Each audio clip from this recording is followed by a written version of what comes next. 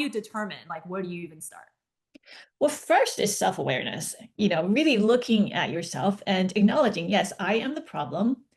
And these are some of the patterns that seem to recur in my love life. Maybe you're always chasing emotionally unavailable men.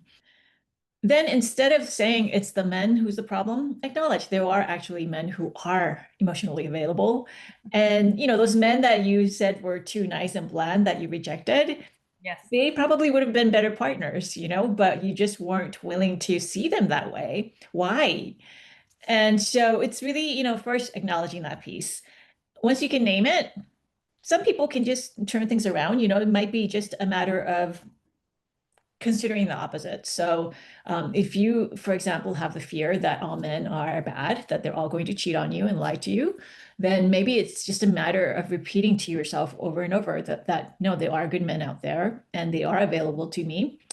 And so, what we're doing there is rewiring your brain. Basically, you want to change the neural pathways in your brain so you take on new empowering beliefs. So instead of saying over and over, which you've done for years now, that men suck, then basically everything you see is evidence of that.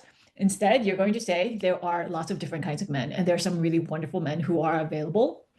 And that just starts to, your brain starts to show you different options.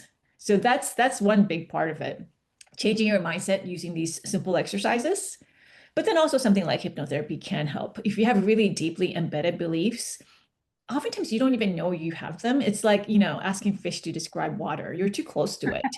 And so sometimes having somebody on the outside, you talk to them about your patterns and see what is it that they can identify. Because I can see pretty quickly with the women I work with, like, oh, you're avoidant.